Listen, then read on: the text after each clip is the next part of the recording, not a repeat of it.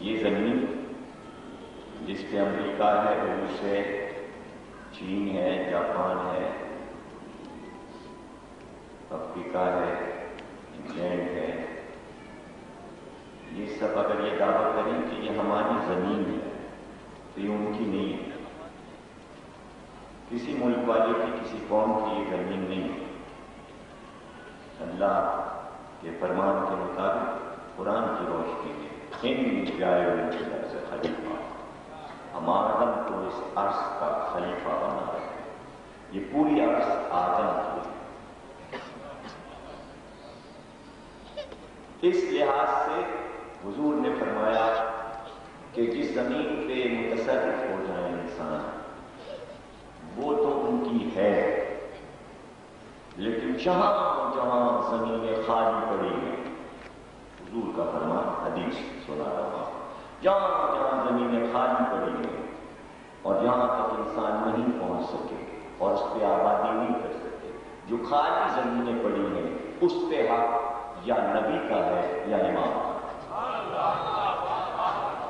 اب یہ مثال دیجیے، حدیث کو سمجھنا کوئی آسان بات ہوتی نہیں ہے. جو ذہین لوگ ہوتے ہیں وہ سمجھ جاتے ہیں. کراچی سے حیدرآباد تک آپ جائیں، صرف زیادہ دور نہیں بھی جا رہا، راستے میں دونوں طرف آپ کے بس کے سینکڑوں ہزاروں میل تک زمینیں زمینیں زمینیں نظر آئیں. آپ میں سے کوئی بس سے اتر جائے اور انہیں زمینوں سے قبضہ کر کے کہیں ہم یہاں مکان بنائیں، تو کیا آپ مکان بنا سکتے ہیں؟ نہیں. سب کے لیے ایک ہی زمین ہے، پرمیشن لینی پڑے. ایسے بیٹھے ہوئے جیسے تو پتہ ہی نہیں جانا کہاں سے آئے. میں کراچی میں رہتے ہیں، حیدرآباد دیکھا نہ دیکھیں، کچھ پتہ ہی نہیں. یہ قانون نہیں پتہ ہے، یا پھر یہ ہے کہ سب کیا کچی عادت نہیں، اسے تعلق تو نہیں رکھتے.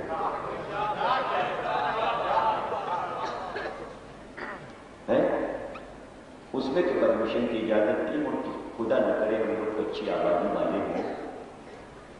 ہمارے تو یہاں بھی پکی آبادی ہے اور یہاں بھی پکی.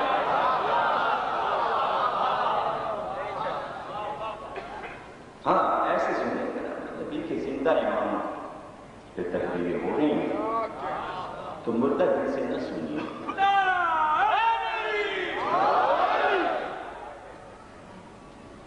تو وہ حق نبی کا ہوتا ہے یا امام؟ وہ زمین نبی کی ہے یا امام کی؟ نبی جہاں چاہے رہے، نبی جس زمین کو چاہے رہے. آدم زمینوں پہ چلتے ہوئے صفا اور مروہ تک آئے، نینوا تک آئے. جہاں جہاں آدم نے گھر بنایا کوئی زمین کی لاٹ نہیں کرائی، سب زمین ان کی تھی.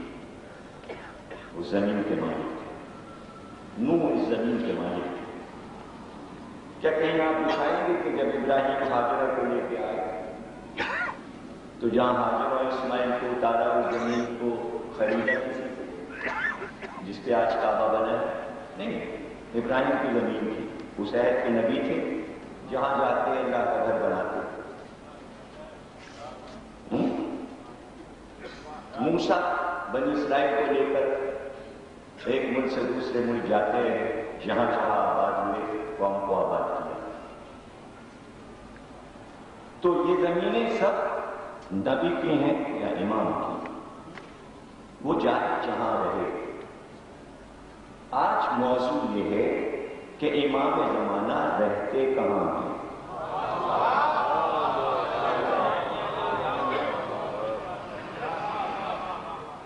پتہ آپ لوگوں کو کہ گھر کا پتہ معلوم ہے؟ گھر کا پتہ معلوم ہے؟ کسی کو معلوم ہے؟ لوگ اپنے امام کے گھر کا پتہ نہیں معلوم. پہنچنا اور ہے، پتہ معلوم ہونا اور. ضروری تھوڑی جو پتے معلوم ہو تو وہاں پہنچا دی جائے. پتہ تو معلوم ہو. پتہ سن لیجیے، امام کا پتہ سن لیجیے. مدینے میں امام کا ذاتی مکان ہے، مکان پہ بڑا بڑا لکھا ہے بیت الحمد، بڑا بڑا لکھا ہوا ہے۔ آپ اپنی مکان پہ کچھ لکھتے ہیں پورا منزل پورا ہاؤس، تو امام کے مکان پہ بڑا بڑا لکھا ہے بیت الحمد، مدینے میں ہے، جس کا دل چاہے ڈھونڈے۔ پتہ میں نے بتا دیا، کتابوں میں لکھا۔ اکیلے کہاں سے لائے؟ پتہ بتانے والے کا نام بتاؤں؟ حضرت امام جعفر صادق صلی اللہ علیہ وسلم۔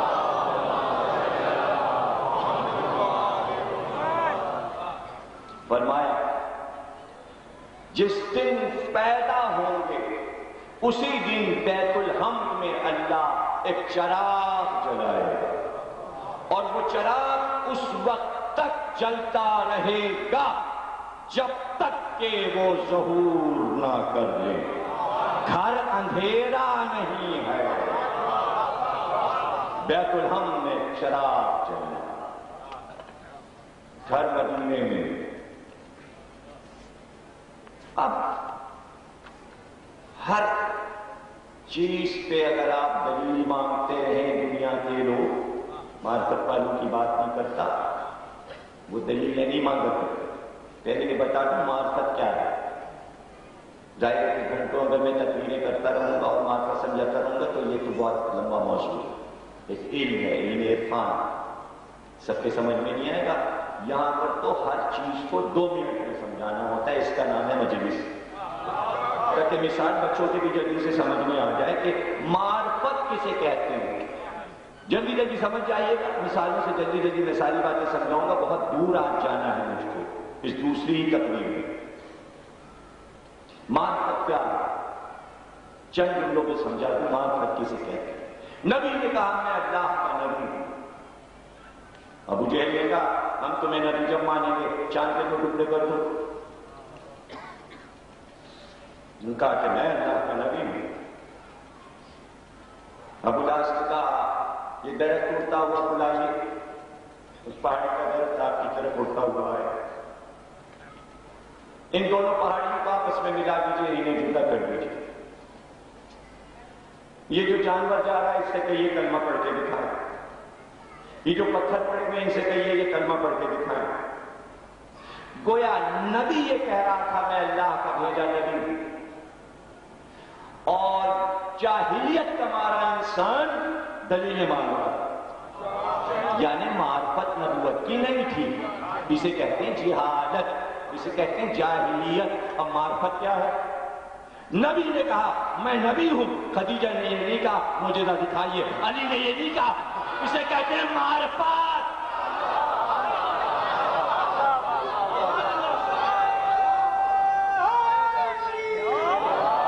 خدیجہ نے یہ نہیں کہا کہ معجزہ دکھائیے، کہا آپ نبی ہیں۔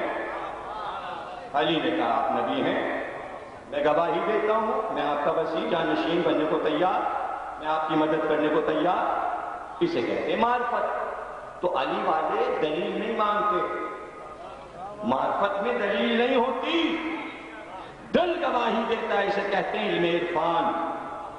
عقل گواہی دیتی ہے کہ جو کہا جا رہا ہے سچ ہے، بس ہے مکان،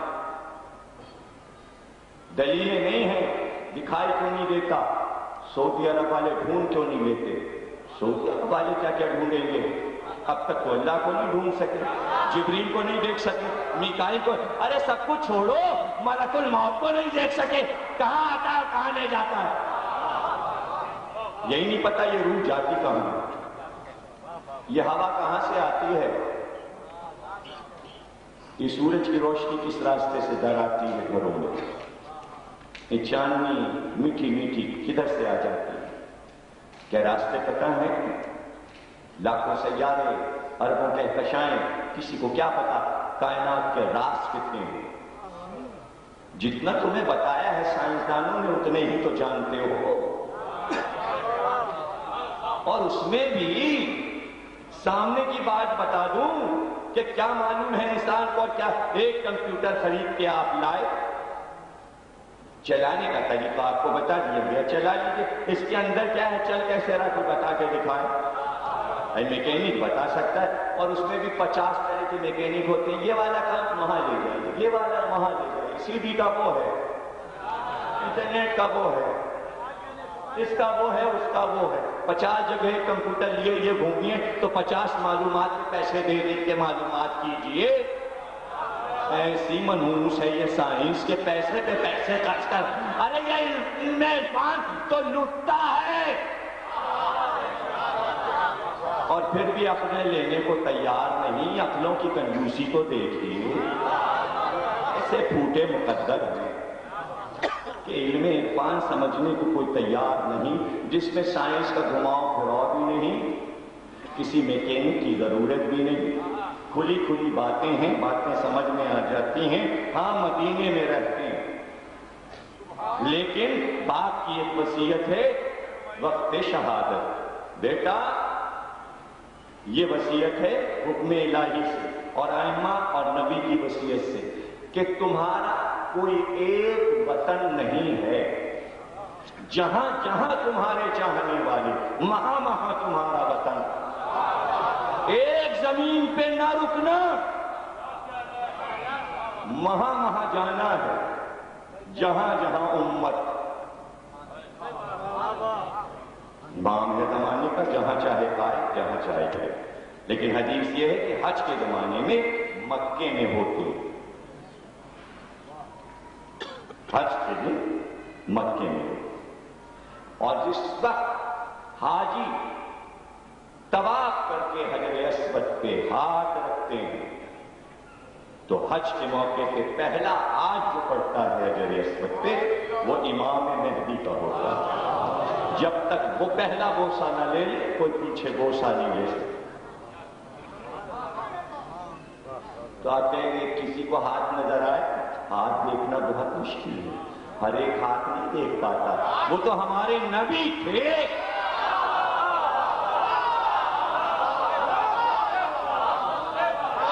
تو انہوں نے دیکھا ہاتھ،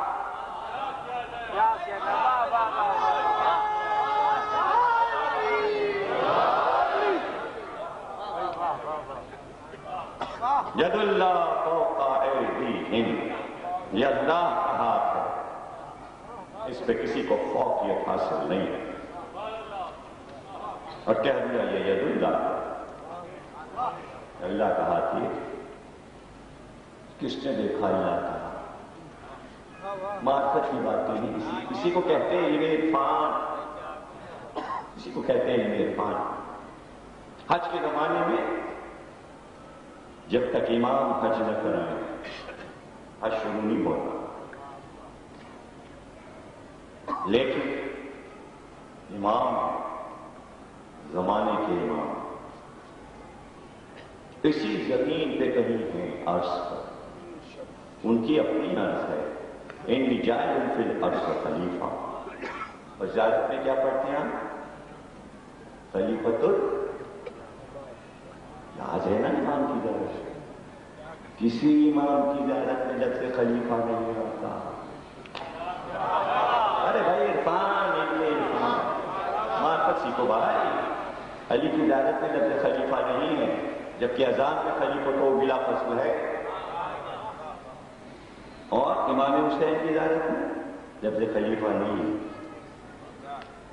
لیکن ان کی زیارت میں رحمان کا خلیفہ، ملک کا خلیفہ اور ہوتا ہے۔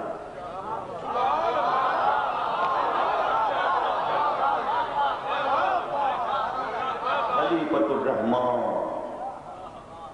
سلام ہو گیا، انی جاعل فی الارض خلیفہ، ہمارا خلیفہ زمین پر عرض جہاں چاہے رہے، وہی مالک ہے،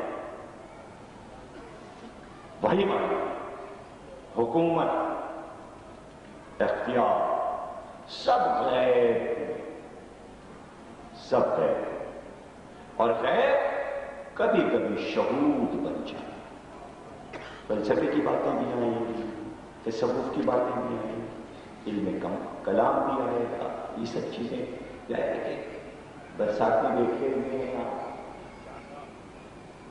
جملے کا مطلب نہیں ہے، ارے مجلس میں بیٹھے ہیں، برساتیں ہوئی نہیں ان کی آپ پر، کچھ آپ کو پتا ہے، کسی کہتے ہیں علم کسی کہتے ہیں، ہر رخ سے نکلنا ہے. یہ نہیں کہ آپ سمجھیں کہ یہ موضوع ہمارے پلے نہیں پڑ رہا. پلے پڑھوائیں، کوشش ہم کر رہے ہیں. سمجھیں آپ، ہم تو حق ادا کریں اور حق ادا کریں. ساتویں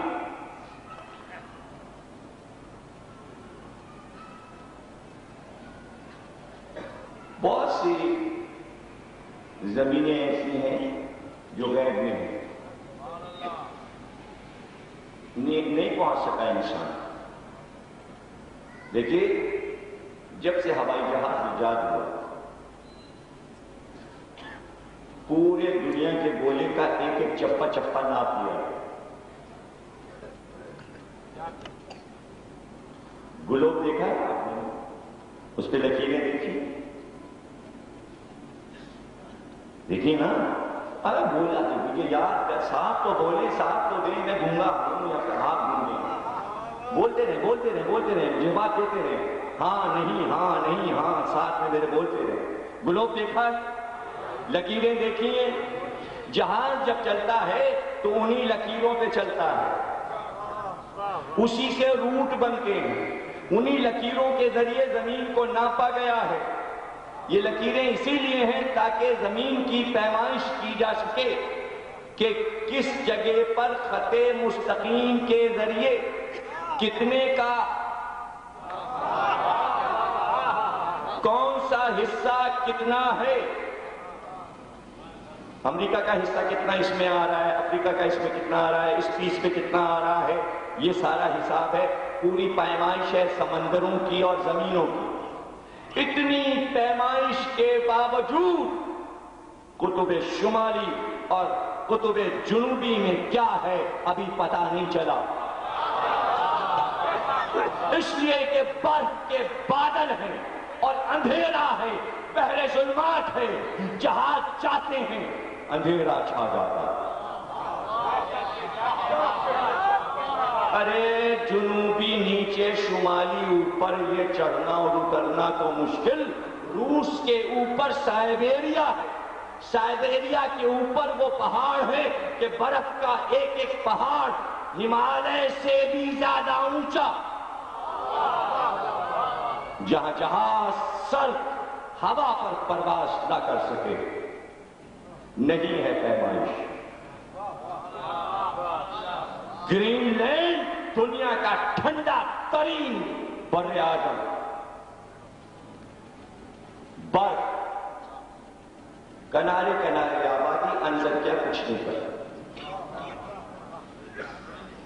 ابھی کبھی جب رات کا سفر ہوتا ہے جہاز تک مجھے الجھن سی ہوتی کہ زمین بھی دکھائی دے، کچھ دکھائی بھی دے رات کے سفر. لیکن دن کے سفر میں ذرا بڑی دلچسپی رہتی. تو اب کی امریکہ کا میرا سفر دن کا ہو گیا، پہلے سارے رات کے سفر ہوتے. انگلینڈ سے جہاز چلا امریکہ کے بیچ میں سمندر، دنیا کا طویل ترین سمندر، بحر اقیانوس، سب سے بڑا سمندر. لیکن میں نے دیکھا کہ 8.5 گھنٹے کے سفر میں لندن سے امریکہ تک میں آدھے راستے پر کچھ زمین کے آثار نظر آئے، چھوٹے چھوٹے ٹکڑے. اب ظاہر ہے کہ وہ 30,000 فٹ کی بلندی سے چھوٹے چھوٹے ٹکڑے ہی نظر آئے. پتہ چلا یہ کچھ جزیرے، اور انگلینڈ اور امریکہ کے بیچ کے ایک جزیرہ ہے جو یہاں سے گزرنے والے جہازوں کو پار کرواتا ہے. اگر میں یہ کہوں کہ آپ جدید علوم سے واقف ہیں تو کیا کہوں میں آپ کے لیے؟ بھائی جہاز ہوتے ہیں، کتنے علوم میں سمجھاؤں آپ کو؟ آپ کو بولنا چاہیے. یہ بڑا مشکل ہو جائے گا اگر یہ منزلوں پہ آپ ہمارے ساتھ نہیں بولیں. وفا کریں، میرے دماغ کی داد دیں کہ صرف حدیث نہیں پڑھ رہا، قرآن نہیں پڑھ رہا، جدید ترین سائنس آپ کو پڑھا رہا ہے. جب جہاز اڑتا ہے تو جب ایک ملک سے نکلتا ہے دوسرے ملک سے رابطہ ہو جاتا ہے، پھر تیسرے ملک سے رابطہ ہو جاتا ہے اسٹیشنوں کے ذریعے. جب تک کہ ایک ملک دوسرے ملک سے پار نہ کروائے، اجازت نہ دے تو جہاز وہاں سے نہیں جا سکتا۔ بیچ میں ایک جزیرہ آتا ہے انگلینڈ اور امریکہ کے، جو جہازوں کو پار کرواتا ہے طویل ترین سمندر میں، اتنے بھیانک سمندر میں ایک زمین کا ٹکڑا جو ہتھیلی کے برابر نظر آتا ہے، لیکن وہ کتنا طویل ہوگا مجھے نہیں معلوم۔ ایسے امریکہ کے شمال میں، قطب شمالی میں 250 جزیرے ہیں جن میں صرف 7 دریافت ہو سکے ہیں۔ میں انفارمیشن دے رہا ہوں آپ کو، جغرافی، سائنس، ایروپلین سب کچھ سمجھا رہا ہوں، بتا رہا ہوں تاکہ آپ اپنے ایمان کو جدید سائنس کی روشنی میں پہچان سکیں۔ اس لیے میرا ساتھ دیجیے گا، بالکل چپ نہیں بیٹھیے گا، کہانی کی طرح نہیں سنیے، مجھے نہیں بالکل نہیں اچھا لگے گا، پھر میں بھی سو جاؤں گا۔ جیسے بولے نا ماشاءاللہ، چہرے، ہاتھ، یہ وہ سب پتہ چلے امام دیکھ رہے ہیں کہ یہ میرا ذکر سن رہے ہیں۔ امریکہ کی 27 ریاستیں ہیں۔ امریکہ نے اپنے آپ کو 27 حصوں میں تقسیم کیا ہے۔ مختلف ریاستیں ہیں، نیو یارک ہے، اٹلانٹا ہے، کینیکٹیکٹ ہے، مینچسٹر ہے، شکاگو ہے، اس طرح یہ ٹکڑوں میں، اسی میں ایک 27واں جو ریاست کا ٹکڑا ہے فلوریڈا، جس کا ساحلی دارالحکومت میامی ہے۔ نیو یارک سے جب پاناما جہاز جاتا ہے تو سائڈ سے ادھر سے جب گزرتا ہے تو میامی سے جو جزیرے شروع ہوتے ہیں ان کا سلسلہ جا کے قطب شمالی سے جڑتا ہے، ادھر گرین لینڈ سے جڑتا ہے، اور جاپان سے اوپر سے آنے والے پانی کے جہاز اور ہوائی جہاز ادھر سے گزرتے ہیں، اور یہ 250 جزیرے تاریخ پڑے ہیں، نہیں معلوم اس کے اندر کیا ہے۔ اس کے لیے 7 ملکوں نے مل کر ایک کمیٹی بنائی ہے اور ریسرچ ہو رہی ہے کہ ان جزیروں میں کیا ہے، اور انہی جزیروں میں ایک جزیرہ برمودا ہے۔ برمودا، اور برمودا تک جانے کی تگ و دو میں 1945 سے اب تک پہلی بار 1632 میں 400 برس پہلے پہلی بار یہ پتا چلا تھا ادھر جانا خطرناک ہے۔ 1945 میں سائنس کی دنیا کو پتا چل گیا ادھر جانا ناممکن ہے، ہماری سائنس فیل۔ اس کے بعد کمیٹیاں بیٹھ گئیں، فرانس، انگلینڈ، امریکہ، سب نے مل کر ایک کمیٹی بنائی، کئی ہزار کانفرنسیں ہوئیں، پیپر پڑھے گئے، ادارے بنائے گئے، ایسے جہاز تیار کیے گئے، پانی کے جہاز، ہوائی جہاز، کہ جو پتہ لگائیں اس جزیرے میں کیا ہے۔ حد یہ ہے کہ اپولو 12 جو چاند پہ گیا، اس کو بھی یہ تاکید تھی کہ ساری رپورٹیں پرواز میں دینا، لیکن تمہاری جدید ترین نظر، تیز نگاہ، آب نگاہ اپولو سے برمودا کو دیکھتی رہے اور یہ بتاتے رہنا کہ برمودا کی سچویشن اوپر کیا ہے اور کہاں تک زمین کے گولے پر تمہیں برمودا نظر آ رہا ہے۔ تو یہی رپورٹ کپتان نے دی کہ پوری دنیا نگاہوں سے چھپ چکی، لیکن برمودا کا چاند جیسا آب سفید کا دریا اب تک نظر آ رہا ہے۔ بھائی آپ کو اتنی فکر کیوں ہو گئی؟ یہ آب سفید کیا ہے؟ وہی تو سب کچھ ہے، اس لیے کہ برمودا کے سرحد تک جانے میں ایک آب سفید دریا تھی۔ ابھی تو میں سائنس پڑھ رہا ہوں، ابھی میں نے نہ حدیث پڑھی ہے نہ تاریخ پڑھی، میں تو جدید علم آپ کو سنا رہا ہوں، یہ سنا لوں تو آگے بڑھوں۔ یہ تو آپ پر ہے کہ دونوں کو ملنے دیں، کہیں وقتی نہ ختم ہو جائے، بیچ بیچ میں جو وقت ضائع کروا رہے ہیں نا، اتنی میں تو میٹر ہو جائے۔ ذہین سامے جو ہیں وہ ذاکر کو ادھر ادھر بھٹکتے نہیں دیتے. یہ لکھنؤ والوں نے سکھایا ہے بیٹھا لیے جاؤ بیٹھا لیے جاؤ, ادھر ادھر نہ بھاگو. یہ بیچ بیچ کا وقت ذاکر نہ ضائع کرے, نکتہ پھر نکتہ پھر نکتہ پھر نکتہ پھر نکتہ. اگر یہ دیکھنا ہے تو پھر ابھی آئیے بیٹھتے جنگ کے مقابلے پر جس میں ذاکر اور خطیب کا مقابلہ ہوتا ہے کہ ہم تمہیں ادھر ادھر نہیں جانے دیں گے, نکتے پہ نکتہ دو. تو آپ اس موضوع کو اگر سننا چاہ رہے ہیں تو یہ میرے بیچ میں 4 منٹ 5 منٹ ضائع نہ کریں, ساتھ دیتے رہیں.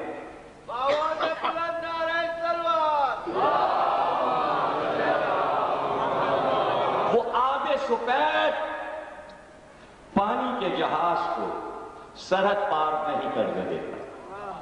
سفید پانی نظر آتا ہے دودھ کی طرح. پانی تو سفید ہوتا ہے لیکن موتی جیسا سفید ہوتا ہے. یہ پانی دودھ جیسا سفید ہے. ہر رنگ میں شیڈ ہوتے ہیں. آپ نے کہا زرد, صرف زرد تھوڑی, شیڈ الگ الگ. آپ نے کہا سرخ, شیڈ الگ الگ. آپ نے کہا سبز, شیڈ الگ الگ. ایک کلر میں کئی کئی ہزار شیڈ ہوتے ہیں. Light dark, light dark, light dark. سفید میں بھی شیڈ ہوتے ہیں. بھائی کیسے سمجھاؤں, پانی بھی سفید, دودھ بھی سفید, مکھن بھی سفید, بالائی بھی سفید, شیڈ الگ الگ. تو اس پانی کا شیڈ الگ ہے سفید, لیکن ایسا لگتا ہے دودھ کی نہر بہ رہی ہے. کیا دنیا میں بھی دودھ کی نہر ہے؟ جنت پہ تو سنی تھی. کوثر, تسنیم, سلسبیل. تو کیا دنیا میں بھی ایسا کوئی دریا ہے جو دودھ کی طرح بہ رہا ہے؟ ابھی سائنس پڑھ رہا ہوں, کوئی حدیث نہیں پڑھی, کوئی تاریخ نہیں پڑھی. 35 کتابیں برمودا ٹرائنگل پہ لکھی جا چکی ہیں, سب میری نظر میں ہیں. میں 25 کو جمع کر کے آدھے گھنٹے میں سنانا چاہتا ہوں تاکہ آدھے گھنٹے میں حدیث سنا سکوں. اس طرح میں اپنے وقت کو کامل کرنا چاہ رہا ہوں, حالانکہ وقت کافی گزر چکا. تمہید میں وقت میرا کافی خراب ہو چکا سمجھانے میں. دریا اور پانی کا جہاز چلا اور ادھر آب سفید میں آیا. بس نظر آیا قیامت. پھر جہاز نظر نہیں آتا. گیا کیوں؟ اس سرحد میں داخل کیوں ہوا؟ اب یہاں پہ سائنسی سب کچھ بتا رہی ہے. ابھی میں نے کوئی اشارہ نہیں کیا ہے, ابھی معرفت کی باتیں نہیں شروع کی. ابھی تو یہ سائنس اور کتاب کی باتیں ہیں جو امریکہ کی رپورٹ ہے. میامی کے ایئرپورٹ پر ریسرچ کے لیے سب بیٹھے ہوئے, جہاز ہر وقت تیار رہتے ہیں. اب تک کے کئی ہزار صفحات لکھے جا چکے ہیں, یہ ہے کیا؟ ایک جہاز گیا, کچھ دنوں کے بعد واپس آیا. اب جو دیکھا گیا, آدمی سارے غائب, جہاز کے کاغذات بھی غائب, اور وہ آلہ جس پہ سورج کی روشنی بتاتا ہے کہ سورج سے سورج کی روشنی کا فاصلہ جہاز سے کتنا ہے, وہ آلہ غائب, آدمی غائب, کاغذات جہاز کے غائب. میز پہ کھانا لگا ہوا تھا, الماریاں سجی ہوئی تھی, میز کرسی ویسے ہی, مال جو لوگوں کے جواہرات, زیور, سامان سب تھا. کاغذات غائب, سائنسی آلہ غائب, آدمی غائب. حیرانی, رپورٹس آ رہی, کتابوں میں رپورٹس آ رہی. اب یہ تو پانی کے جہاز کا عالم. ایک جہاز گیا پانی کا, ادھر سے جو نکلا کچھ دن کے بعد پھر پکڑا گیا کہیں تیرتا ہوا. تو سب جہاں جہاں بیٹھے تھے وہیں سو رہے تھے. ایسا لگتا تھا سونپی میتیں, غنود کی ہوئی میتیں, سب اپنی اپنی جگہ. جہاز چلانے والا چلا رہا ہے تو یوں کیا کہنا, کھانا کھا رہا ہے تو یوں ہی, جیسے سارا ماحول جامد کر دیا گیا. یہ کیا ہے بھائی؟ ایک جہاز ہو تو 200 واقعات ہیں, میں کہاں تک سناؤں؟ یہ تو پانی کے ہے, مجھے تو ابھی پرواز کرنا ہے, اوپر جانا ہے. نیو یارک سے جہاز چلا, TMB جہاز امریکہ کا, پیناما جانا تھا. پائلٹ کہتا ہے کہ ایک بار ہم راستے سے ہٹ گئے, اسٹیشن سے ہمارا رابطہ منقطع ہوا, اور کوئی جواب نہ ادھر سے ملا نہ ہمارا پیغام وہاں پہنچتا تھا کہ ہم نے ایک بار دیکھا کہ صاف شفاف فضا میں پرواز کرتے ہوئے ہمارے جہاز کے پر سبز ہونے لگے اور سبز روشنی پروں پہ ہم حیران ہوئے، ہمارے جہاز کے پر سفید ہیں، یہ ہرے کیسے ہو گئے؟ سب دیکھتے ہی دیکھتے وہ سبز روشنی جہاز میں داخل ہوئی۔ ابھی ایک ہفتے پہلے ٹی وی پر جو ایک چینل ہے جو حیرت انگیز چیزیں دکھاتا ہے، اس میں یہ دکھایا تھا جہاز ہری روشنی میں کیسے پھنسا۔ جب بھی یہ چیزیں دیکھیے یا تو دیکھیے نہیں، حرام ہے، سب بیکار ہیں، اور اگر دیکھیے تو اس نظریے سے دیکھیے کہ آپ کو اپنے دین اور علوم کی کیا بات مل رہی ہے، ہر چیز کو علم بنا دیجیے۔ ہری روشنی جہاز میں آئی، اب وہ کہتا ہے پائلٹ ہم سب سبز روشنی میں نہا گئے، اور ایک بار جہاز ہوا میں پرواز کرتے ہوئے ایسا لگا نیچے جا رہا ہے، اور اس کے بعد جب اس نے اوپر اٹھانا چاہا تو 30,000 فٹ کی بلندی سے بھی اوپر گیا، لیکن سبز روشنی میں نہایا ہوا، اور ہر ایک اپنی گھڑی دیکھ رہا تھا۔ ٹھیک 10 بجے سب کی گھڑیاں رک گئیں اور جہاز کہیں غائب تھا، اور 20 منٹ کے بعد اسٹیشن سے رابطہ ہوا اور اس سبز روشنی سے جہاز نکلا، اور جیسے ہی رابطہ ہوا اس نے کہا ہم اب میامی کی طرف آ رہے ہیں۔ کہا 20 منٹ سے تم کہاں غائب تھے؟ کہا کچھ پتہ ہی نہیں، 20 منٹ پہلے گھڑی رکی تھی، اب چلنا شروع ہوئی ہے۔ یعنی کوئی ایسی بھی جگہ دنیا میں ہے جہاں اسپیس اور ٹائم سب ختم ہو جاتا ہے؟ ہے، اور سائنس کو پتہ نہیں ہے، اسی کو کہتے ہیں غیب، جہاں پتہ نہ چلے ہم کہاں ہیں، کہاں ہیں؟ سائنس حیران ہے۔ ایک جہاز پتہ لگانے چلا، کیا ہے بھائی؟ سفید پانی کی طرف سے جب گزرتا ہے تو جزیرہ برمودا سے ایک سبز روشنی اٹھتی ہے۔ سبز روشنی دیکھی ہے آپ لوگوں نے؟ سر پھوڑنوں اتر کے کیا میں پیچھے دیکھیے گنبد پہ، سب لوگ دیکھیں، سب لوگ دیکھیں، سب لوگ دیکھیں۔ دیکھا؟ نہیں دیکھا؟ یہ ہے سبز روشنی۔ اس طرح کی روشنی پورے جزیرے سے اٹھتی ہے۔ اب کیا آنکھوں سے دکھاؤں؟ درود پڑھیے، درود پڑھیے۔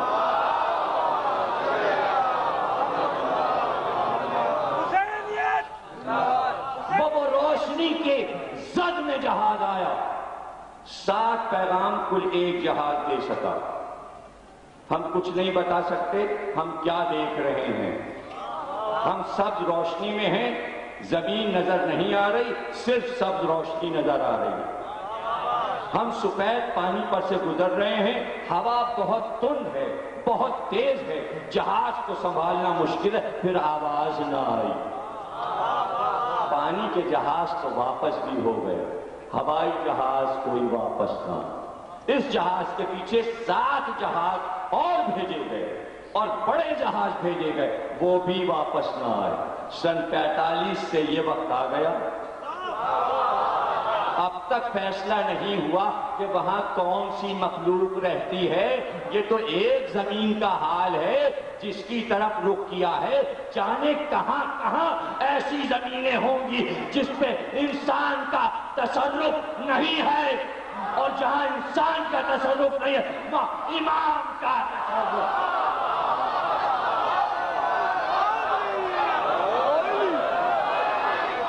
اب اس میں آپ کو کیا کیا یاد رکھنا ہے؟ سبز روشنی،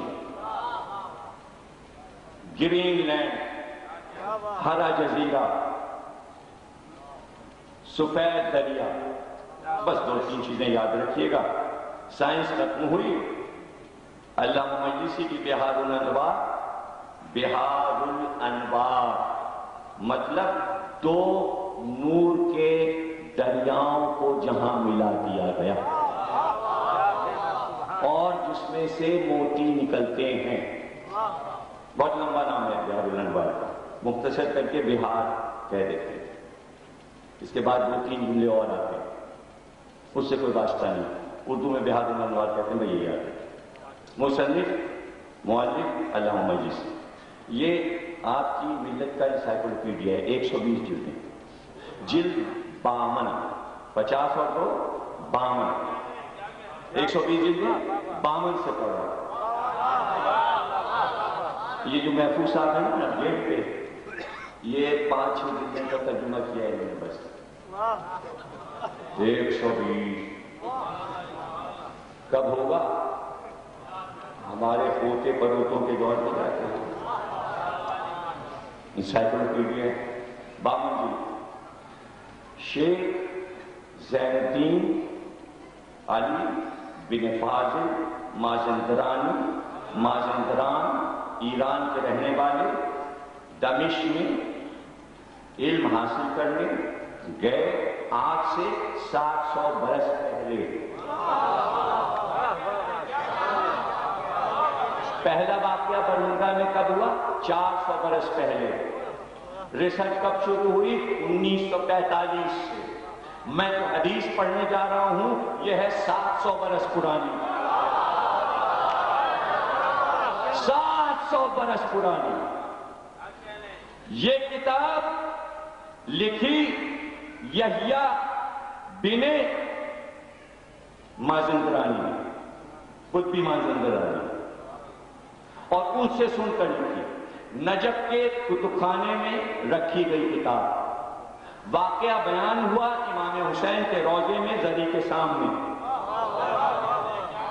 علامہ مجلسی نے نجف کے کتب خانے سے رسالہ لے کر مازندرانی کے اس بیان کو اپنی بہار میں درج کیا کہ بیان کرتے ہیں شیخ زین الدین علی بن فاضل مازندرانی کہ 700 برس، یہ ذہن میں رہے، 700 برس پہلے ایران سے علم حاصل کرنے دمشق میں۔ کہتے میرے استاد جو کہ حنفی تھے لیکن ان میں تعصب نہیں، اپنے شاگردوں کو چاہتے تھے ہمیں علم سکھایا، اور ایک بار انہیں سفر در پیش ہوا کہ وہ ہمیں لے کر قاہرہ گئے۔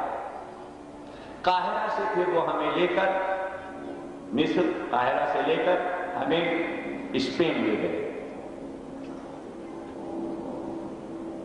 پرانے نام رہے تو یاد رکھیے گا، طرابلس کہتے تھے لیبیا، ہسپانیہ اسپین، یہ پرانے نام ہیں۔ عربی میں کچھ جو جدید نام بدل چکے جیسے رشیا اور روس وغیرہ وغیرہ، چائنا، چین وغیرہ، پہلے کچھ اور نام تھا۔ ایک مقام پہ وہ کہتے ہیں کہ ہمارے استاد کے پاس ان کے والد کا خط آیا کہ وہ بیمار ہے، اس لیے وہ واپس آ جائیں۔ میں اکیلا رہ گیا اور میں بیمار پڑ گیا، مجھے بخار آیا تو میرے استاد نے کہا کہ ہمیں افسوس ہے کہ ہمیں جانا پڑ رہا ہے اور ایسی حالت میں تمہیں چھوڑ کے کہ تم جب کہ بیمار ہو بخار میں مبتلا ہو۔ کہتے ہیں کہ ایک ہفتے مجھے بخار رہا، لیکن اسی زمانے میں میں نے یہ بات سنی کہ اسپین سے کچھ دور پر چند جزائر ہیں، کچھ جزیرے ہیں کہ جہاں وہ سادات آباد ہیں جو بنی امیہ کے خوف سے عرب سے نکل کر یہاں چھپے۔ کہنے اب میرا یہ ارادہ ہوا کہ میں اس آبادی میں جاؤں، ان سے ملوں، ان کے حالات دریافت کروں، اور اس کے بعد میں وطن ایران واپس چل جاؤں۔ کہتے میں نے وہاں سے پتہ لگایا، 25 دن کا سفر تھا۔ 25 دن کے بعد میں اس جزیرے میں پہنچا۔ جب میں اس جزیرے میں پہنچا تو میں نے یہ تو دیکھا کہ وہ لوگ خوشحال تھے، تینوں جزیرے کے لوگ خوشحال تھے، لیکن اس بات کی ضرور حیرت ہوئی، اچھی مسجدیں تھیں، اچھے مکان بنے تھے، لیکن اس بات کی حیرت ہوئی کہ وہاں زراعت کا کوئی نقشہ نظر نہ آیا، کھیت اور باغ نظر نہیں آیا۔ تو میں جن کا مہمان ہوا تھا ان بزرگ سے میں نے پوچھا کہ میں پورا جزیرہ دیکھا میں نے چاروں طرف جا کے اس علاقے میں، آپ کے زراعت نہیں ہوتی تو آپ کے گندم اور کھانے پینے کی چیزیں اور پھل کہاں سے آتے ہیں؟ کہا ہمارے یہاں امام زمانہ کے یہاں سے آتے ہیں۔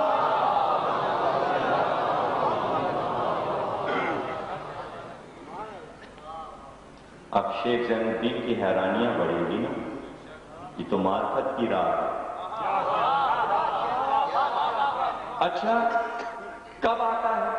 کہ سال میں 2 بار 6 مہینے کا اناج، گیہوں، جوار، دالیں، چاول، پھل فروٹ سب آ جاتے ہیں۔ کہ کیسے آتا ہے؟ کہ یہ سامنے جو ساحل سمندر ہے اس پہ امام کے جہاز آ کے رکتے ہیں، ان جہازوں سے سامان اترتا ہے اور ان جزیروں میں پہنچا دیا جاتا ہے۔ کہ کتنے دن ہیں اب جہاز آنے میں؟ کہا 4 مہینے۔ کہتے ہیں وہ 4 مہینے مجھے کیسے گزرے؟ علی بن فاضل کہتے ہیں کہ 4 مہینے میں نے کیسے گزارے مجھ کو نہیں معلوم۔ اور پھر ایک بار شور کی آواز آئی کہ جیسے سب درود پڑھ رہے ہیں۔ میں باہر نکلا تو میں نے دیکھا کہ سب ساحل پہ کھڑے ہاتھ اٹھا کر درود پڑھ رہے۔ میں بھی آگے بڑھا تو سمندر پہ میں نے دیکھا کہ ایسا لگتا ہے سفید مرغابیاں تیر رہی ہیں۔ تو میں نے کہا کہ یہاں ساحل پہ مرغابیاں بھی پائی جاتی ہیں؟ تو وہ بزرگ جو میرے میزبان تھے انہوں نے کہا نہیں، مرغابیاں یہاں نہیں۔ کیا تمہیں کچھ نظر آ رہا؟ کہا کہ کچھ سفید سفید پرندے سے نظر آ رہا۔ کہا تو اس کے معنی جہاز آ رہا۔ یہ ان جہازوں کی چوٹیاں ہیں بادبان میں، اور تم گننا 7 جہاز آتے ہیں۔ ایک جہاز بڑا ہے، 6 جہاز چھوٹے۔ یہ 7 جہازوں کا بیڑا ہے جو ہمارے لیے اناج لے کر آتے ہیں۔ کہتے ہیں کہ گنگر انداز ہوئے جہاز، اور تمام کے تمام جہاز ایک طرح کے سفید رنگ کے۔ معرفت ہے بھائی، یہ 700 برس پہلے کی بات ہے، نیوی نے اب ترقی کی۔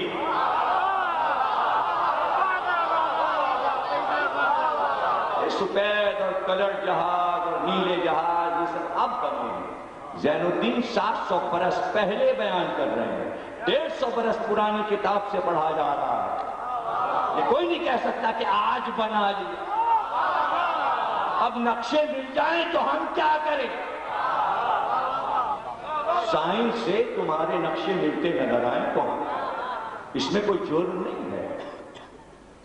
جو نقشے وہاں ہیں، آج جو جدید ہے وہ تو ابھی بنا ہے نا، اور جو قدیم ہے وہ قدیم ہے۔ تو جدید ملائے قدیم سے، قدیم کیا جدید سے مقابلہ کرے؟ وہ اول ہے، یہ ثانی، اور ثانی ہوتا ہے خطرناک۔ نقشہ ثانی، نقشے ثانی، اصل کی بات اور نقش کی بات اور۔ کچھ بھی ہوئے جلدی سے کیا محاوروں میں کیا ڈرنا میرے عجیب باتیں ہیں، آپ کو پریشان کرتے ہیں۔ ان کو 7 جہاز اناج اترنے، کہتے ہیں شیخ زین الدین کہ اس بڑے جہاز سے بزرگ اترے جو سامان کو اپنی نگرانی میں اتروا رہے تھے، اناج کی بوریوں کو۔ وہ میرے قریب ہے اور کہا علی بن فاضل خیریت سے ہو؟ ٹھیک ہے، تم بیمار ہو گئے تھے راہ میں، اب طبیعت کیسی ہے؟ تو میں نے اپنے میزبان سے پوچھا یہ کون بزرگ ہیں؟ یہ شیخ محمد ہیں جو جہاز لے کے آتے ہیں، ان کی نگرانی میں یہ ہر 6 مہینے اناج آتا ہے، اور اسی جزیرے سے آتے ہیں۔ تو کس جزیرے سے؟ کباتی خضرا سے، جزیرہ خضرا سے۔ خضرا مانا سبز، ہرے جزیرے سے،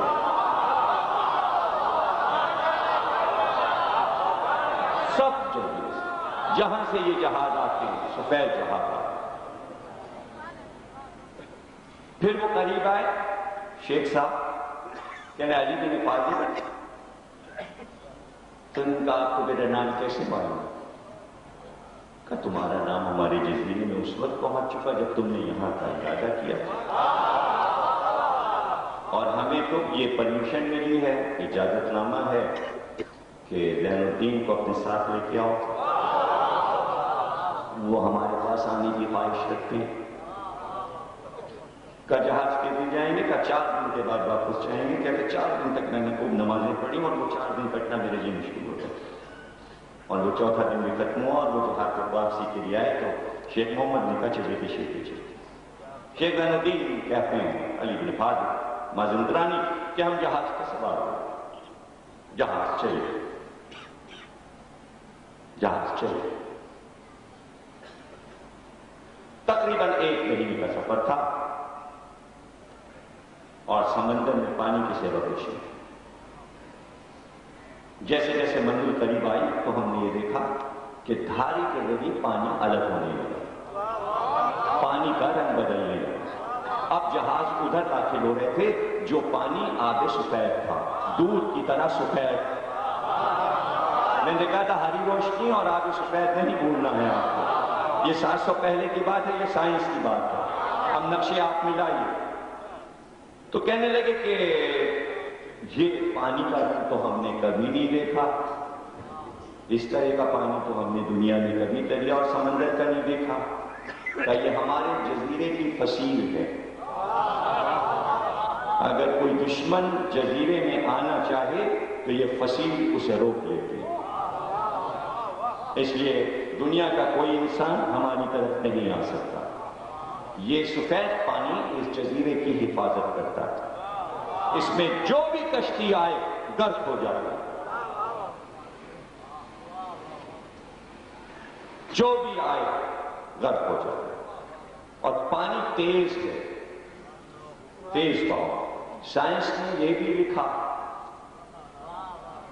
آج جو تحقیق ہوئی کہ اس میں اتنا مد و جزر ہے، سفید پانی میں اتنا اچھال ہے کہ جو چاند کی روشنی کی وجہ سے، ایک سائنسدان کا یہ خیال ہے کہ چاند کی روشنی کے ذریعے جو مد و جزر ہے آگے سفید میں، اس کی وجہ سے جہاز غرق ہوتے ہیں.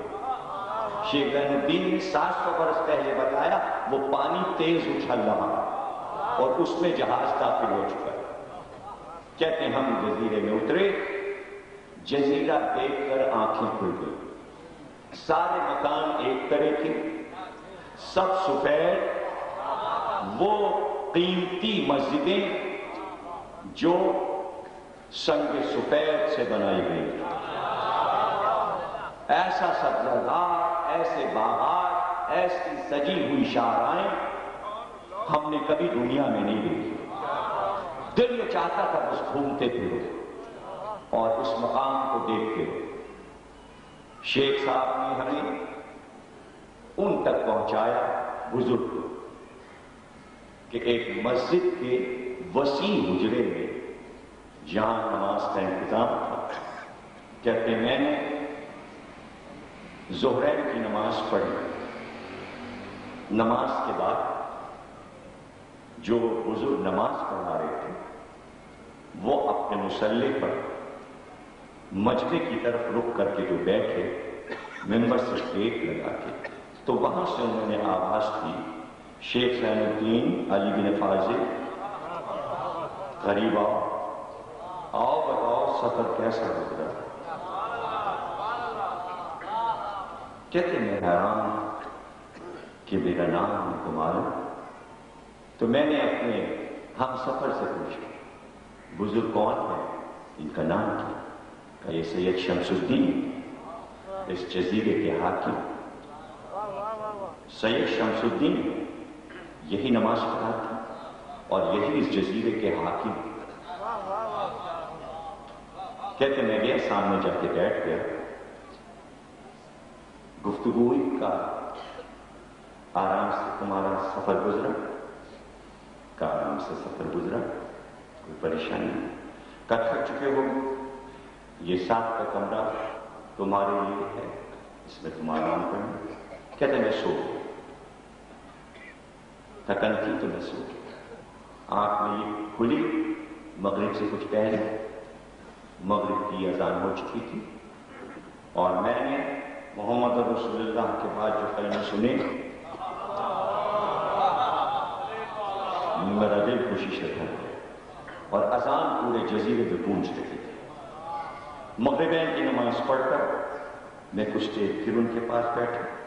رات پہ پھر جلدی سو گئے، لیکن صبح جب سویرے اٹھا، صبح کی نماز کے بعد میں باہر نکل گیا کہ میں جزیرے کو دیکھوں، اور میں دور تک چلا گیا، دیکھتا ہوں پھل تو گئی لیکن شیرینی میں فرق تھا، بناوٹ میں فرق تھے، وہ انار لیکن دنیا میں ایسے انار نہیں دیکھے تھے، تو وہ سیب لیکن دنیا میں ایسے سیب نہیں دیکھے، اس لیے کہ وہ اپنے حجم میں بڑے تھے، اور مٹھاس میں دنیا کے پھلوں سے کہیں زیادہ، پھل سارے وہی تھے، انگور، انار اور سیب وہی سب لگا۔ پھر ایک پہاڑی تک میری نظر پہ، ایک بلند پہاڑی، اس پہ قبہ یعنی جیسے یہ دو گنبد بنے ہیں نجف کا، اور یہ درد اوپر سے کہتے ہیں روزے کو گنبد سمیت قبہ، سفید مجھے نظر آیا، اور وہ بھی سبزیدار کے ساتھ راستہ اوپر جا رہا ہے۔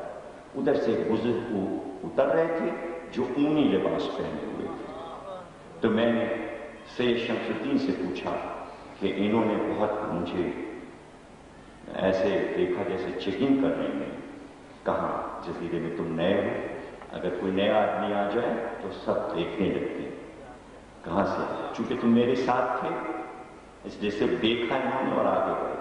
کہ یہ بزرگ کون ہے؟ کہ یہ جو اوپر تمہیں قبہ نظر آ رہا ہے یہ اس کے نگراں ہے، اور ان کے علاوہ اوپر کوئی نہیں جا سکتا، صرف یہ اس گنبد تک حجرے تک جا سکتی، لیکن تمہارے لیے اجازت ہے تم جاؤ۔ کہ تو بتا تو دیجیے وہ جگہ کیا ہے؟ کہ یہ وہ جگہ ہے کہ جہاں پر ہم کو احکامات ملتے ہیں لکھے ہوئے امام کی طرف سے،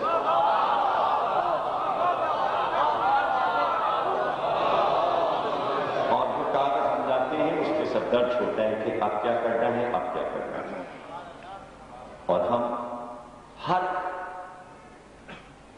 مہینے کے دوسرے جمعے کو وہاں سے احکامات لیتے۔ کہتے ہیں جب جمعہ آیا، جمعے کی نماز میں نے سید شمس الدین کے ساتھ پڑھی، جب نماز ختم ہوئی اور بات شروع ہوا تو میں نے ان سے کچھ مسائل پوچھے، اور ان مسائل میں نے پوچھا، جو پہلی بات پوچھی ان سے میں نے پوچھا سید شمس الدین سے، کیا آپ نے امام زمانہ کو دیکھا ہے؟ اب یہ تو معرفت کی باتیں ہیں کہ کیا پوچھنا ہے، کتنا وقت ہے، کب تک ٹھہرنا ہے، وہاں پہنچ کے اس فضا میں ہوش کسے رہے گا، یہ تو معرفت والے سے پوچھو۔ کہ آپ نے کیا انہیں دیکھا ہے؟ کہ میرے والد نے صرف آواز سنی تھی، لیکن میرے دادا نے دیکھا تھا اور آواز بھی سنی تھی، اور میں امام کی چوتھی پشت میں ہوں، اور اس جزیرے کا حاکم میں امام کی طرف سے۔ کہتے جیسے واز ختم ہوا اور اس میں میں نے چند سوالات کو اس سے متعلق اور کچھ حدیثوں کے متعلق کیا، بہت طویل ہے، میں تقریر ختم کر رہا ہوں، پھر عرض کر دوں گا، کچھ چیزیں اگر رہ جائیں گی۔ کہتے ہیں جنوبی کہ میں نے کہا اچھا اتنا تو بتا دیجئے کہ ان کے ظہور کی سب سے بڑی علامت کیا ہے؟ تو سید شمس الدین نے کہا کہ 3 علامتیں یاد رکھنا اور یہ بتانا پوری قوم کو کہ یہ لازمی ہیں، حتمی، یہ ہو کے رہے گے۔ پہلی علامت یہ ہے ان کے ظہور کی کہ ذوالفقار خود پکارے بھی ہمیں کھینچے، ذوالفقار بولنے لگے گی، علی کی ذوالفقار ان کے پاس، جس دن وہ بولے گی کہ مجھے کھینچیے، حکم الہی آ گیا، ظہور ہو جائے گا۔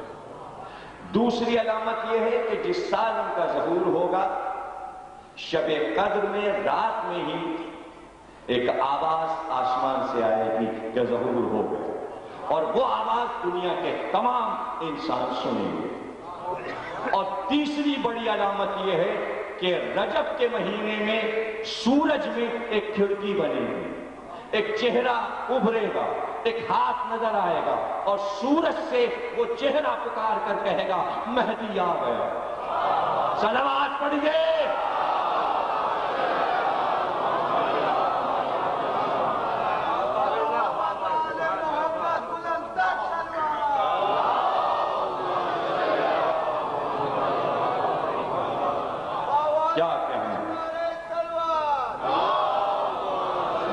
دیکھے گی،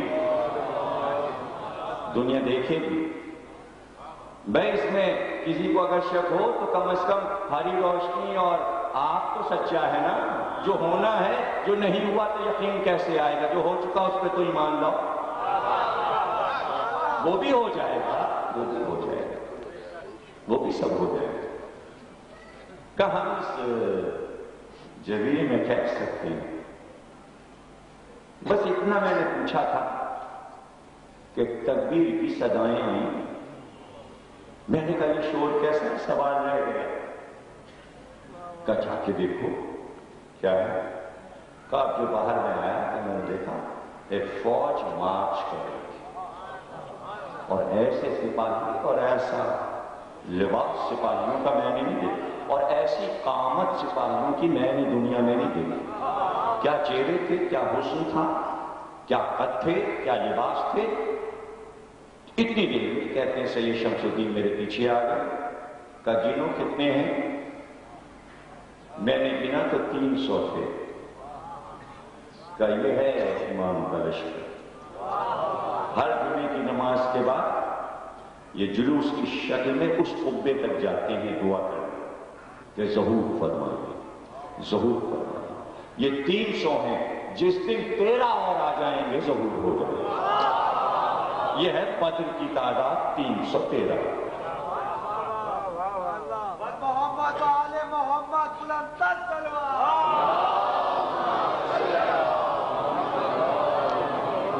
کہتے ہیں ایک نشست کا اور موقع ملا شہزادے کے ساتھ، اور میں نے پوچھا ان سے کہ یہ تو بتائیے وہ ہیں کہاں؟ کہ وہ جہاں بھی ہیں ہمیں حکم نہیں ہے کہ ہم تمہیں بتائیں وہ کہاں ہیں، بس یہ سمجھ لو وہ کہاں نہیں ہے کہ ہم تمہیں بتائیں کہ کہاں۔ وہ سب جگہ،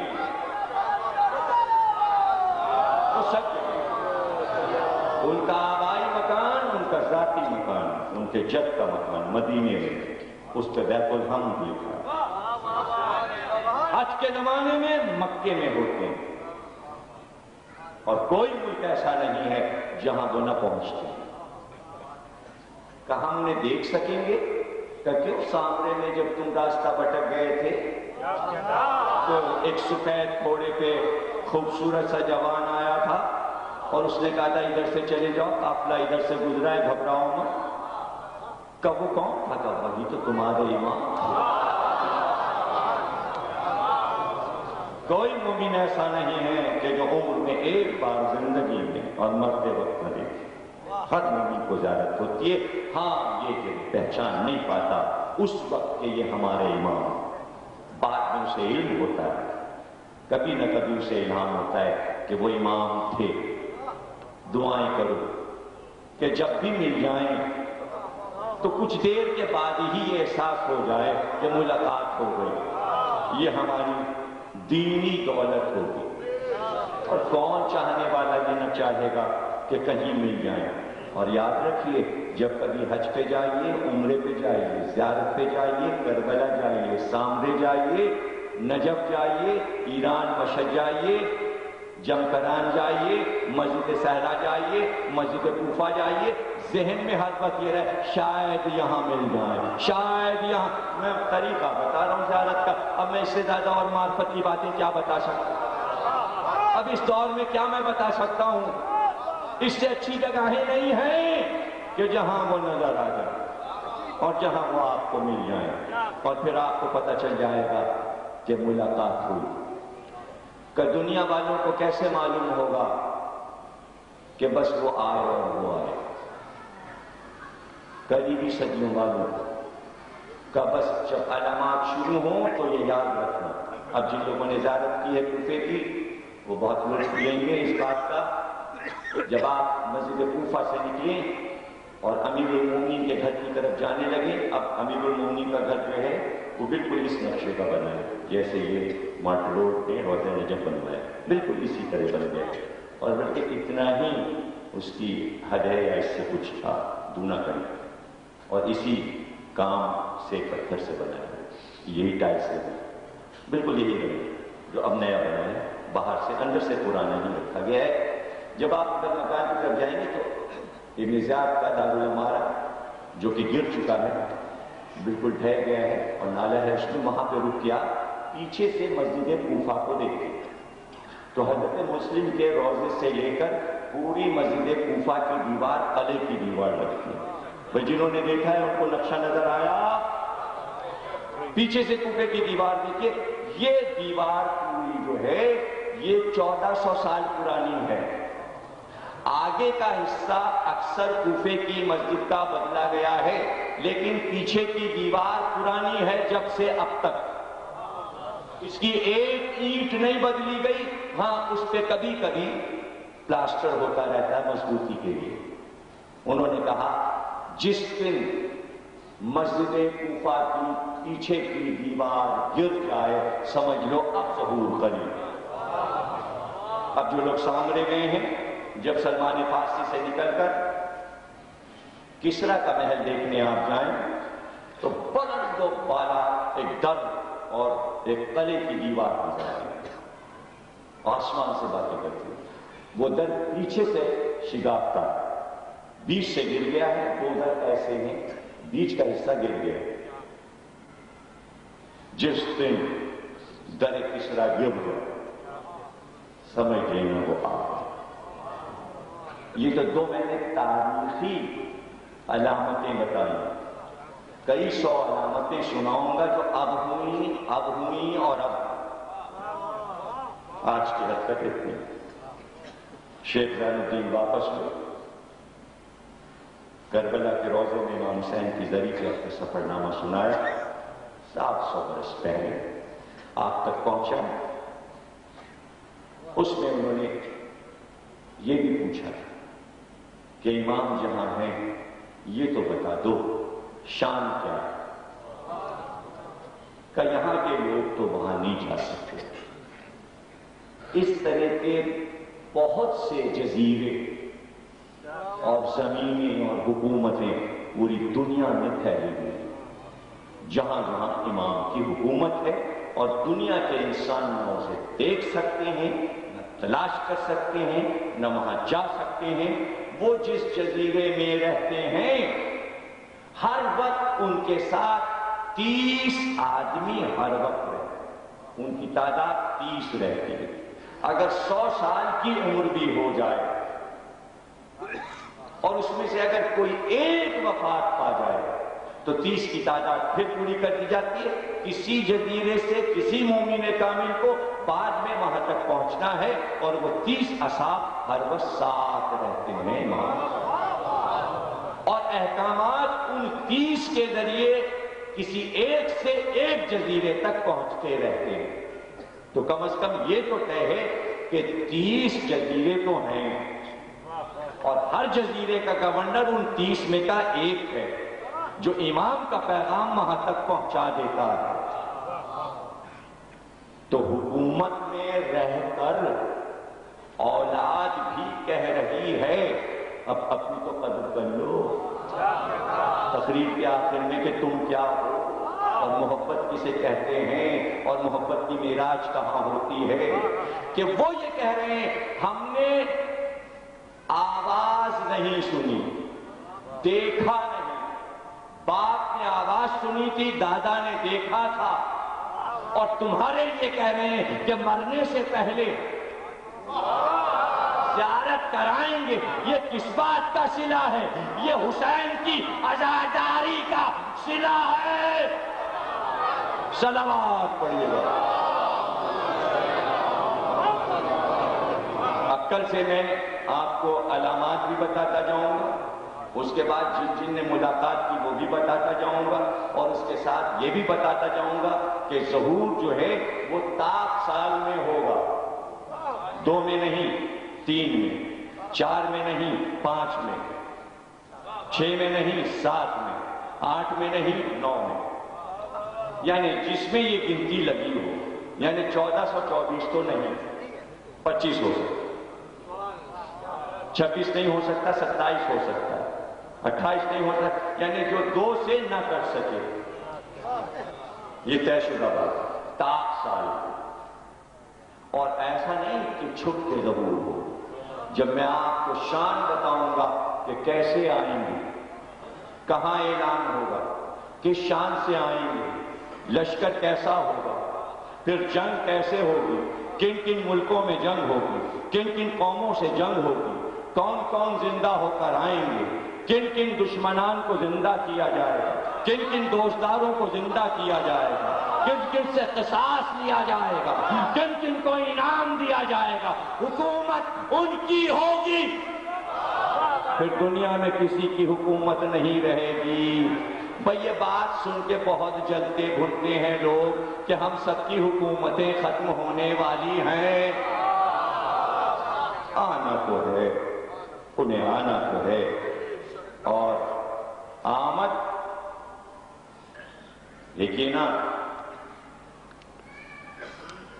2 طریقے حدیثیں ہیں اس میں۔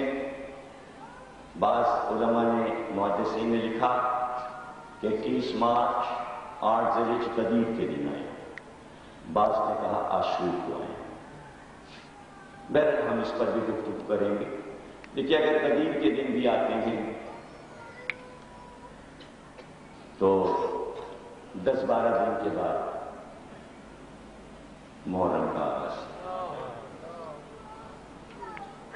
اور آمد کے فوراً بعد 2 ہفتوں کے بعد ظاہر ہے کہ سیاہ پوش ہو جائیں گے، اور پھر جو عزاداری ہوگی،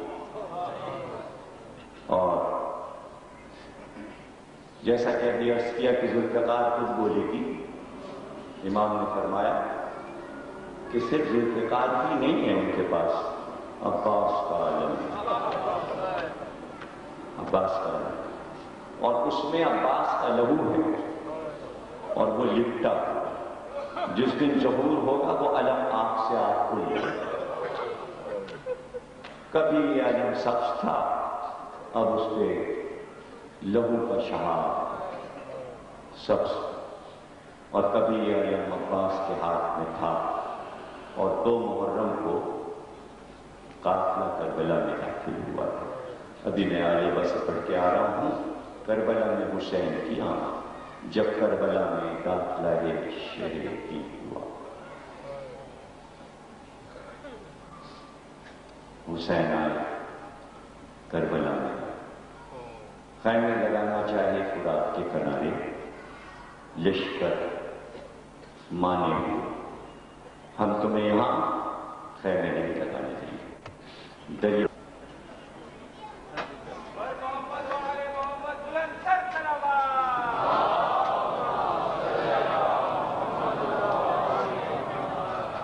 بسم اللہ الرحمن الرحیم۔ تمام تعریفیں اللہ کے لیے، درود اور سلام محمد اور آل محمد کے لیے۔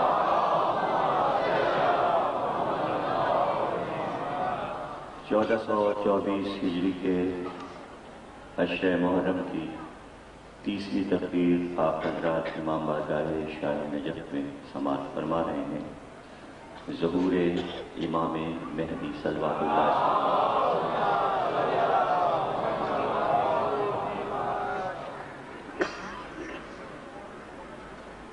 تمیزی طور پر عرض کر دوں کہ یہ ایک ایسا عقیدہ ہے کہ جس میں تمام مسلمان متفق ہیں اور کوئی اختلاف نہیں، اور جتنی کتابیں لکھی گئی ہیں ہر فرقے کی طرف سے وہ موجود ہیں، اور سب کا ایک ہی عقیدہ ہے کہ وہ آئیں گے، ان کو آنا ہے۔ رابطہ عالم اسلامی سعودی عرب اور سعودی عرب کی سب سے بڑی یونیورسٹی نے بھی اس سلسلے میں اپنا پیغام دیا کہ ہمارا نتیجہ ہے کہ امام مہدی آیا ہے۔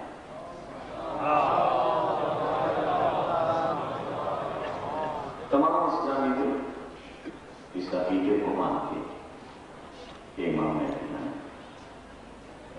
مہدی لقب ہے، نام نہیں، آپ کے القاب بے شمار، لیکن نام میں بھی کوئی اختلاف نہیں ہے،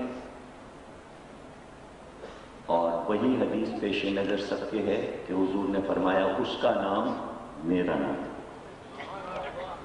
اس کی کنیت میری کنیت، اور اس کے ساتھ ساتھ فرمایا کہ وہ میری شبیہ ہوگا، وہ میری شبیہ ہوگا، اس کی صورت میری صورت، اور جو سراپا حضور کا موجود ہے کتابوں میں وہ آپ کا بھی سراپا لکھا ہوا ہے۔ سیاہ گھنی ریش مبارک، سیدھے رخسار پر ایک تل، گھنی ابرو، چوڑی پیشانی، ستواں ناک، گہواں رنگ، بڑی بڑی زلفیں جو کاندھوں تک آئیں گی، اور جب گھوڑے پر آپ بیٹھ کر چلیں گے تو وہ زلفیں ہوا سے اڑیں گی، سر پہ سیاہ عمامہ،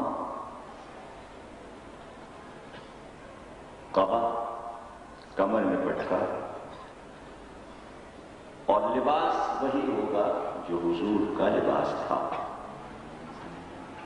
تمام تبرکات حضور کے آپ کے پاس ہیں، علم، ذوالفقار، آپ کے پیروں کی نالینیں بھی وہی ہیں جو حضور کی تھی، وہی عمامہ، وہی عبا، وہی لباس، اور صرف حضور کے ہی تبرکات نہیں بلکہ تمام انبیاء کے تبرکات آپ کے پاس ہیں۔ اور آپ سن چکے ہیں مجھ سے گزشتہ مجالس میں کہ انبیاء کے تبرکات تابوت سکینہ میں تھے۔ تابوت سکینہ حضرت موسیٰ کے پاس تھا، اور اسی میں انبیاء کی تمام چیزیں رکھی تھیں۔ وہ تابوت سکینہ اب آپ کے اس معصوم کے پاس ہے،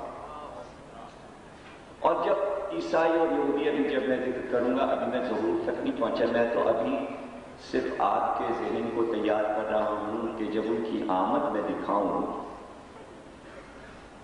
تو اس سے پہلے تمام باتیں آپ کے علم میں ہوں، تاکہ آپ ایک کیف محسوس کریں ان کی آمد کا اور ان کے ظہور کا۔ سراپا پورا حضور والا ہے، لیکن ایک بات میں تمام محدثین یہ کہتے ہیں کہ جسم جو حضور ہوگا سرکار ولی سرکار، تو جسم جو ہے وہ آپ کا اسرائیلی ہے، یعنی اسرائیلی سے مراد کیا ہے کہ حضرت یعقوب کا نام اسرائیل تھا، اور ان کے 12 بیٹے تھے، جس میں حضرت یوسف سب سے حسین تھے، اور حضرت یعقوب کے یہ بیٹے قد و قامت میں اور خصوصاً کاندھے کی چوڑائی جو ہے، یہ اس عہد میں یعقوب کے بیٹوں سے بڑھ کر حسین اور خوبصورت چوڑے شانے کسی کے نہیں تھے،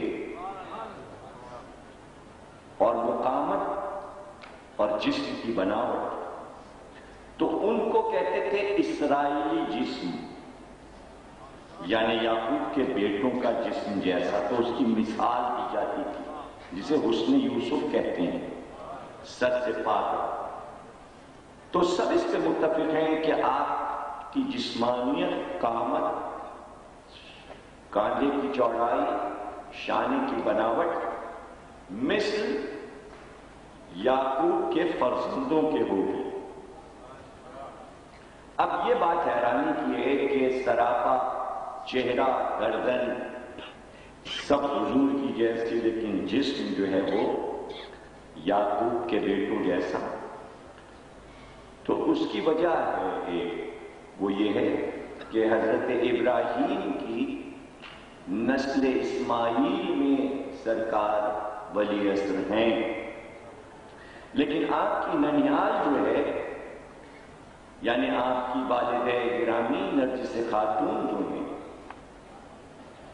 وہ اس نسل میں ہے جو جناب اسحاق کی نسل ہے، یعنی اسماعیل کے بھائی اسحاق جو جناب سارہ کے بیٹے ہیں حضرت ابراہیم سے، ان کے بیٹے اسحاق کے بیٹے یعقوب ہیں، یعقوب کے بیٹے لاوی یہودا یوسف بن یامین ہیں، اور ان کی نسل میں جناب ایوب بھی ہیں، موسیٰ بھی ہیں، ہارون بھی ہیں، عمران بھی ہیں، یحییٰ بھی ہیں، زکریا بھی ہیں، اور عمران کی بیٹی مریم، مریم کے بیٹے عیسیٰ ہیں، اور جناب ہارون کی نسل میں جو نیابت چلی ہے یعقوب، یوسف اور اسحاق کی، اس کا سلسلہ جناب شمون پہ ختم ہوتا ہے، اور شمون کی نسل میں شاہ روم تھا، اور شاہ روم کی پوتی نرجس خاتون تھی، اس لیے قدرت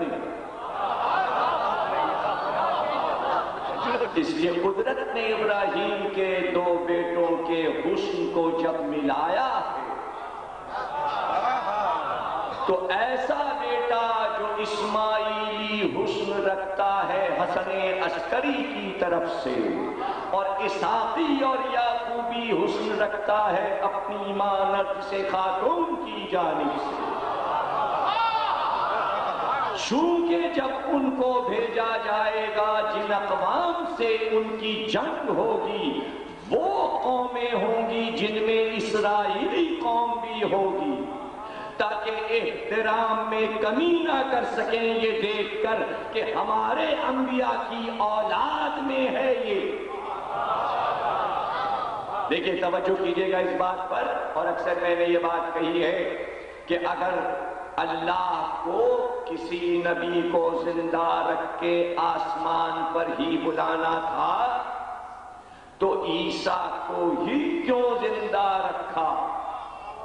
1,24,000 انبیاء میں کسی کو بھی زندہ رکھ کے وہاں پہ اسرائیلی نبوت کو ختم کر کے آسمان پر چوتھے آسمان پہ بلا لیتا، لیکن عیسیٰ کو کیوں؟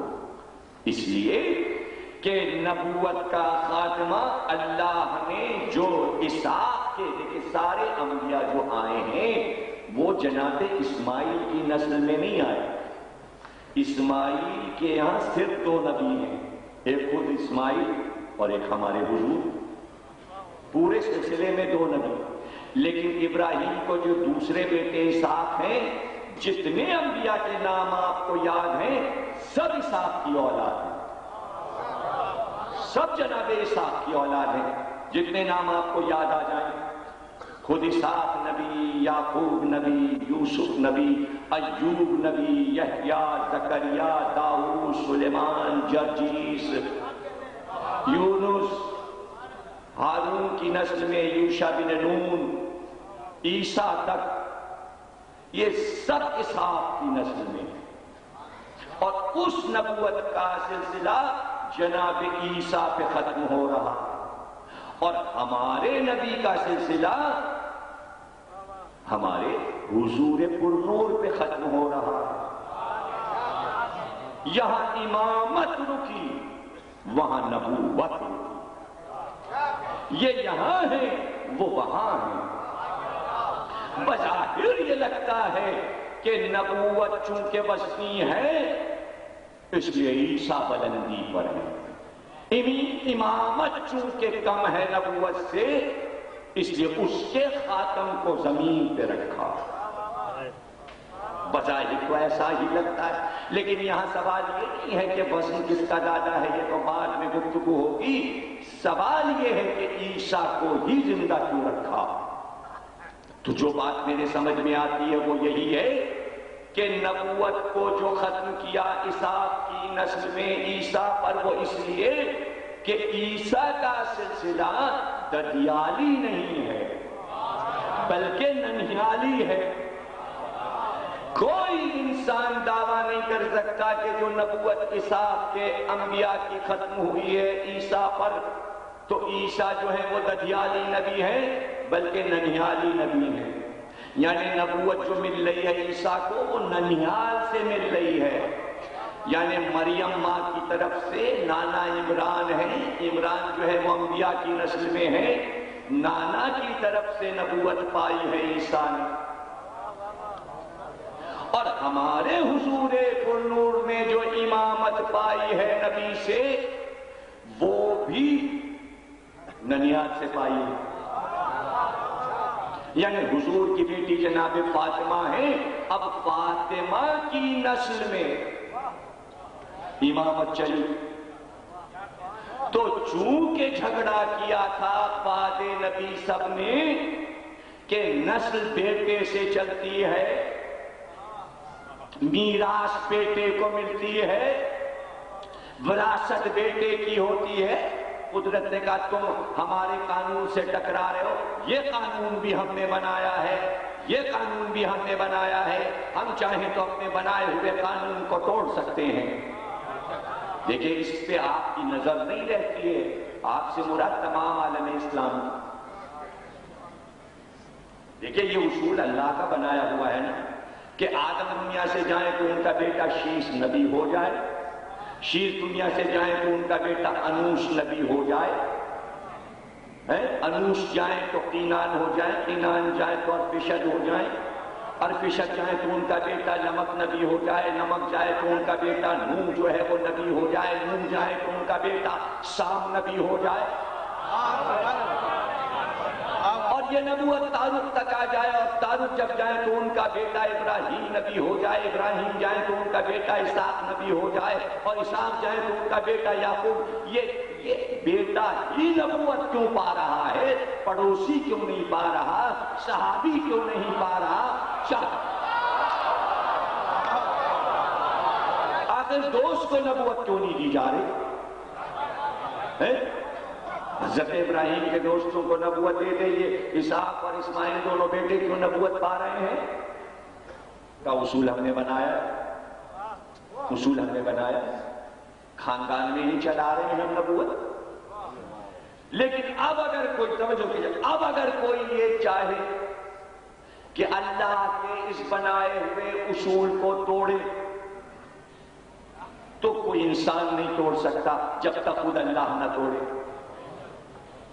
تو اللہ نے کہا ابھی تک ہم بیٹوں کو دے رہے تھے وراثت میں نبوت، اصول ہم نے بنایا، ہم چاہے توڑ دیں، تم کون ہوتے ہو پوچھنے والے؟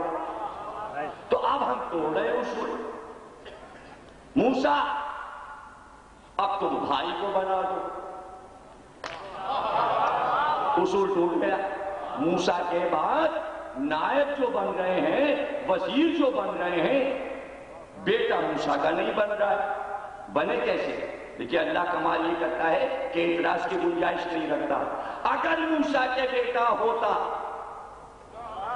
اور پھر موسیٰ اپنا وزیر اپنا وارث ہارون کو بنا دیتے تو دنیا والے دوسری پارٹی بنا لیتے، ایک موسیٰ کے بیٹے کی پارٹی بن جاتی، ایک اللہ کی پارٹی ہو جاتی، ایک یہودیوں کی پارٹی ہو جاتی۔ تو اللہ جب اصول اپنا ہی اصول بدلتا ہے تو راستہ بند کر کے بدلتا ہے۔ پہلے اس نے یہ انتظام کیا کہ موسیٰ کو بیٹی دے دی، پھر اعلان کیا کہ تمہارا نائب تمہارا وزیر تمہارا بھائی ہے۔ تو اب یہاں پر نبی کے بعد اصول بدلنے جا رہا تھا، محمد رسول اللہ کے بعد اللہ اصول بدلنے جا رہا تھا، تو پہلے اس نے یہ انتظام کیا کہ ہمارے محمد کو بیٹا نہیں دیا، اور اس کے بعد کہا اب علی کو نائب بنا۔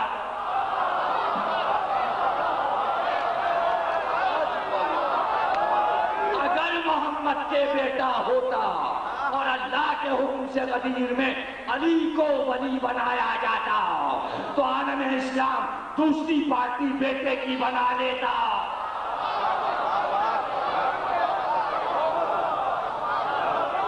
جیسے موسیٰ کو بیٹی دے کے ہارون کو نائب بنا دیا، ایسا ہی نبی کو بیٹی دے کے علی کو ولی بنا دیا۔ اصول ہم بناتے ہیں، تم نہیں بناتے۔ اب دیکھیے کبھی کبھی ایسا ہوتا ہے کہ اعتراض بھی ہوتا ہے اور پسند بھی ہوتا ہے، بڑے عجیب مسئلے آ جاتے ہیں۔ مثلا آپ کہیں گے کیا واقعی اللہ اپنے بنائے ہوئے اصولوں کو بدلتا رہتا ہے؟ کوئی بڑی دلیل دیجیے۔ تو ایسی تاریخی آپ نے سنا دیا، قرآن سے کوئی دلیل؟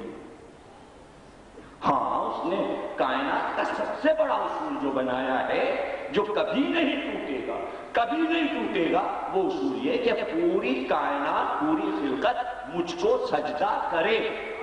بنا ہوا ایک اصول، یہ ٹوٹے گا نہیں، یا ٹوٹے گا؟ قرآن تو شروع یہاں سے ہوتا ہے، انسانیت کی تو تاریخ یہاں سے شروع ہوتی ہے، جس دن اللہ نے اپنا یہ اصول توڑا کہ ساری خلقت مجھے سجدہ کرے، جیسے اس نے کہا اب آدم کو سجدہ ہو۔